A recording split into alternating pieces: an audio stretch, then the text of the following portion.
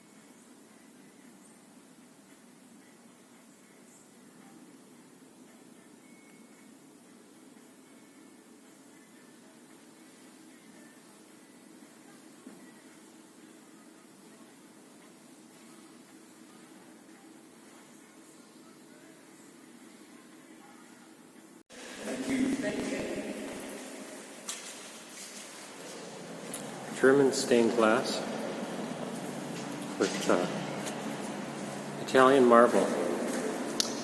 I've never seen such marble like this. It's perfectly without any sort of veins. It's completely white with little sparkle. You can see that right there. And then black marble. Sort of stark contrast. And then the altar. It's not supposed to be a church, but it does look like one. And then stained glass in here. A star with tumbling blocks. Another stained glass. This is supposed to be a place of contemplation. Let's contemplate. What does it mean? Contemplate here. Oh, this wood. This one was harvested locally. This large redwood cedar with oak doors in the front. Those are oak doors. This is cedar. Let's see what it smells like. Does it smell? Wow, look at those. That's quite a big piece of wood. Strikes, their time to speak is over. When they vote with their fingers. So here they vote 1 finger for yes, 2 for no, and 3 for present but not voting. Then now I'm going to talk a bit about some of the artwork in here. So you saw Stephen F. Austin in the front. If you go to the right, that middle portrait, the man in the white shirt, khaki pants, and red background, that's Maribou B. Lamar. So downstairs we mentioned that Sam Houston was the first president of Texas, and Lamar was the second. So it's Lamar we have to thank for where we're standing today. When Houston was first president, the capital was in Houston. Lamar was the one who wanted to centralize it more, move it here to the sleepy town then called Waterloo. He's also the one who wanted to rename Waterloo to Austin after his personal hero, Stephen F. Austin. So both these things happened. Here we are today. This is the Senate. To the side wall, if you can see the woman in the blue suit with her hands folded, that's Barbara Jordan. Barbara Jordan was the first African-American woman elected to the Texas Senate. She later goes on to be in the U.S. House of Representatives, gains national fame for her role in the House Committee to investigate waterways. Later on comes back to Austin and teaches law here, and then later receives the Presidential Medal of Freedom. Finally, you may have heard Texas's nickname is the Lone Star State. One of our theories for why has to do with that painting over there. So that woman is Joanna Troutman. She's sewing a flag with one star on it. Now, Joanna Troutman never set foot in Texas. She lived her whole life in Georgia. But during the Texas Revolution, there were a lot of the states sent troops, the U.S. states sent troops to help Texas out. So there were some men from Georgia coming to fight. She knew some of them, so she sewed that flag and gave it to them. They carried it down as a battle flag in the Texas Revolution, and then on the day Texas independence was announced, that is the flag that was flown. This was our first national flag. Finally, in the back, we have these two large paintings that are both different battles from the Texas Revolution. We'll talk about each of them. So both these paintings were done by an Irish-born painter, Henry McGardle. He was born in 1836, sitting here in the Texas Revolution. Slaves and light bulbs and stuff like that, which was the Texas Revolution. And if anyone recognizes this battle? Who are they fighting? Yeah. So Spain? you've seen photos of it France? today. The only part of the building still remaining is the chapel over here. It was originally a Spanish mission. So this is the Battle of the Alamo, which was a 13-day siege. Inside the walls, 189 Texans. Outside the walls, 2,000 to 5,000 members of the Mexican Army. So the Texans hold off the Mexican Army for 13 days. On the 13th day, they finally break through. If you can see that red flag in the middle, that is the flag of no quarter flown by the Mexican Army to show they were not taking prisoners. So every Texan combatant would be killed. There were a few survivors. So we have around 20 women, children, and 2 enslaved people. 3 of them are depicted over here. So we have Joe, who was the slave and personal attendant, to William Travis, one of the commanders at the Alamo. So he was allowed to leave. Slavery was illegal in Mexico.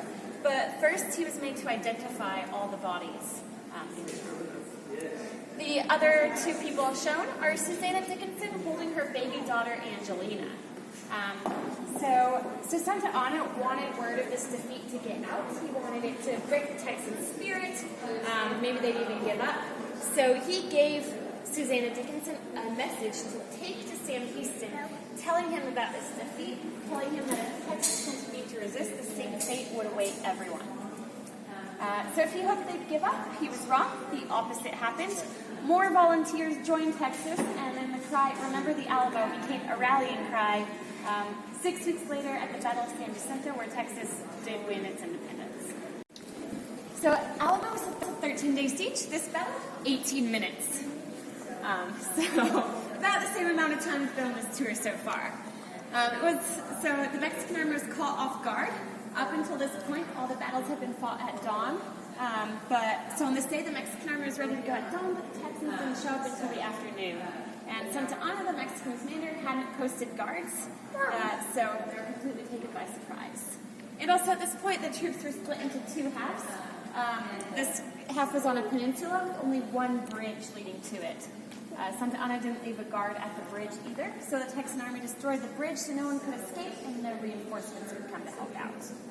So there's a lot happening in here, so I'll just point out a few key figures. So first, this painter, McGardle, really didn't like Santa Anna because he chose to depict him fleeing in the middle of battle. That was a very cowardly thing to do, so you only showed people you didn't like as cowards. So he's quite small and fleeing here, so he's there in front of the teepee on the black horse in like peasant's garb and a sombrero. Feel free to come closer if you want to look. But as far as what he is wearing, so we don't know what he wore, but we do know he was disguised. Can you see him there on that black horse? Oh. Yeah.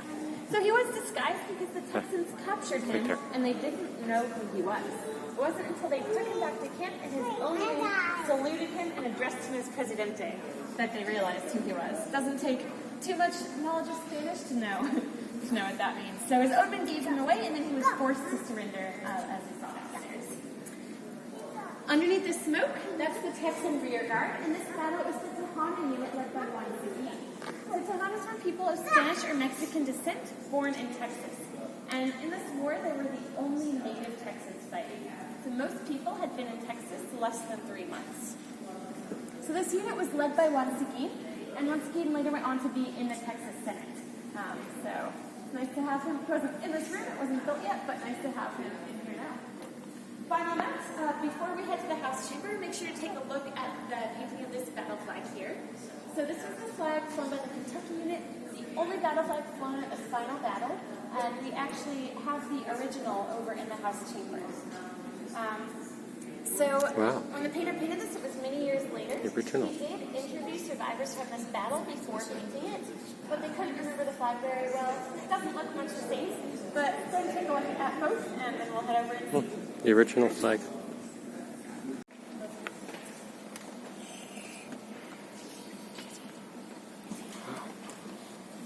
Alright, so we mostly covered government in the Senate, so we'll just talk about a couple differences between the Senate and the House. So in the House, a lot more desks here. In the Senate, we had 31 members. In the House, 150. So because of its size, no one wanted to count that many finger votes. So in here, Texas was one of the first states to install voting buttons on these desks. If you look, you'll see 3 buttons: green for yes, red for no, and clear for present but not voting. All the votes are displayed on those 2 boards at the front of the room. Speaking is different as well. House members speak from podiums in the center aisle, and they're given a strict 10-minute time limit. So the battle flag that we talked about in the painting, that's at the very front of the room underneath those red drapes. So it does look a bit different, although historians do think there's a chance it used to be blue, but we haven't run any tests to determine. So this is the original. We hang the original whenever we're in session, and then there's a replica in its place when we're not. Finally, if you look at the ceiling, there's 2 chandeliers in the middle. Those are original to the building, installed in 1890. And if you look at the points of the star, you'll notice that the light bulbs form letters in each point of the star. So it spells out Texas, of course. What else would we put? All right. So next we'll head into our underground extension. So more and more people started working in the Texas Capitol. It started to get pretty crowded. They were putting up temporary offices in the hallways. So we needed a better solution. So in the 1990s, work began on a 4-floor underground extension to the Capitol, where we'll head next. It's on the north side of the Capitol. We started the tour in the south, so we're just crossing all the way through. So it has 2 floors of parking, 2 floors of offices. We'll head there for our final stop, get a nice view of the outside of the Capitol, and talk about that a bit.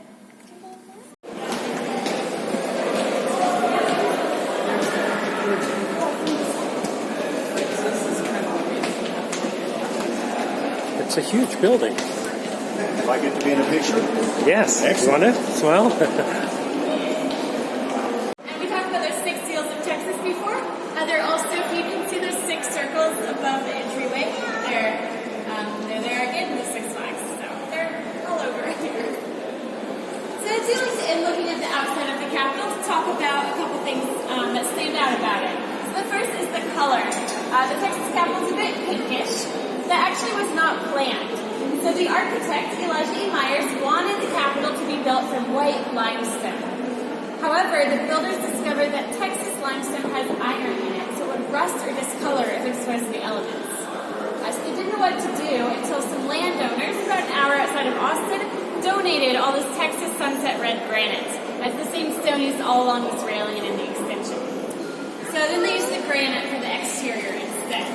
They still use limestone for the foundation, and to bring in all the granite and limestone, it took 15,000 rail cars. The other thing about the outside that stands out is the statue on top. That is our Goddess of Liberty holding the lone star. She's the second Goddess of Liberty to be up there. The first one was just starting to wear down after being out with the elements for so long. She's now on display in our Bullitt, Texas State History Museum 4 blocks north of here. So our Goddess of Liberty is 15 feet 7 inches tall. That brings the total height of the building to 303 feet, or 14 feet taller than the National Capitol. And by square footage, the Texas Capitol is the largest in the nation. So final thing is, if you've wondered where the name Texas comes from, it comes from a Caddo word. So the Caddo were a tribe in East Texas who interacted with the Spanish a lot. They had a word, tejas, which meant ally or friend. So when the Spanish were here, they called Tejas, and they spelled it Tejas, that later became Texas. But our state motto today is friendship after that original meeting. So one more fun fact. So the Texas Capitol wasn't paid for with money, it was paid for with land. The government traded 3 million acres in the Texas Panhandle to these two brothers from Chicago who came down and built the Capitol for us. They didn't quite know what they were getting into. They hadn't been to Texas before, so they had to learn how to be cattle ranchers while they were building the Texas Capitol. But it worked out for us. We got this building, and so we're glad for it. Alright, so let's bring my tour in. So we'll hang around for a minute if there are any more questions. As far as your next steps, if you're ready to leave the building, there are elevators on either side of us behind the staircases. They'll take you up to the north side of the building, straight out to the grounds. If you want to go back and explore, you're welcome to. The building's still open. So you can go up to the 4th floor in the main building. Just head all the way down to the end of this hallway. You'll hit the elevators. We started on the 1st floor. Then the House and Senate chambers are on the 2nd floor. There's some multiple courtrooms and the viewing galleries on the 3rd floor. You can go up to the 4th floor if you want. Thanks so much for listening. Thank you. The Lone Star, Capitol building, all the way down to the ground floor. And there's people's portraits lining the walls there. Of course, no one remembers them. There they are. Oh, there's some missing. Your face could be here. The star. So it's a very big building. It goes all the way underground, and it's huge. It's bigger than the Capitol in Washington. So this is where your money goes. To this beautiful place. Become a politician, and you can just be in meetings all day long. This place is called the Little Big Burger, and it's because they got the little in the Big Burger. Austin really is a mecca for burger joints. The entire restaurant devoted to burgers. And there's the brewery across the way. There's Zilker's Brewery.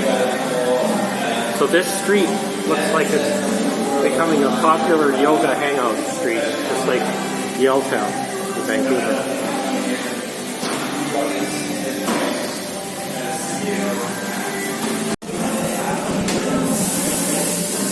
It's called the Little Burger. Little Big Burger. It's a small one. Here's a fork.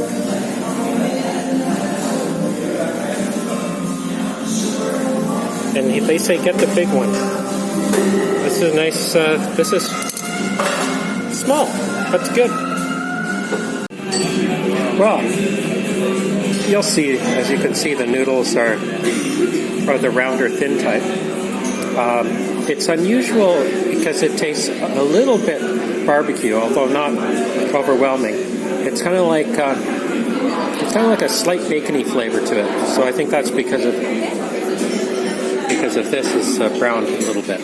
A little bit salty, but I think that goes with the palate of the locals here. And but otherwise, it's a very good rendition. It's so close to Japanese that I would say you couldn't tell the difference, other than the slight smokiness. But very interesting.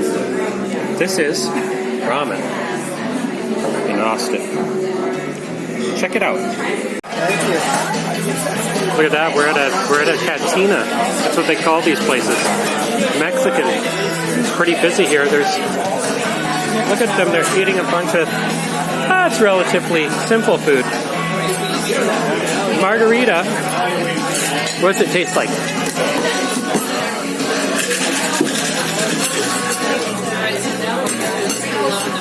Yeah, I can't even describe it. It's got a citrusy flavor to it, the salty citrus. They put tequila in there.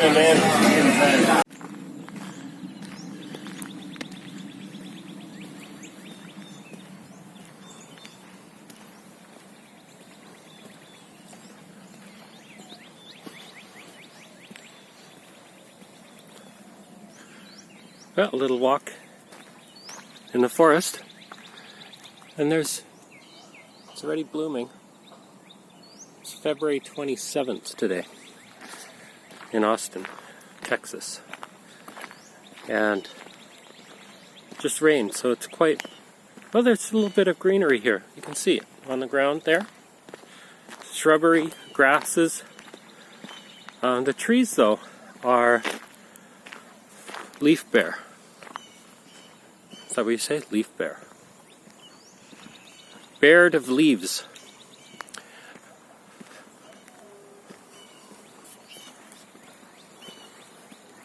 Just doing a little round tour before my flight back to a horrible, cold place.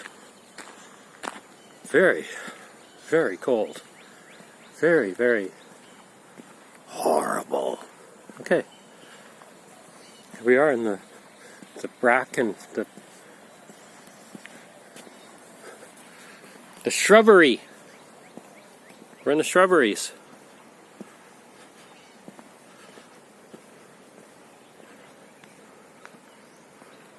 And there's the springs.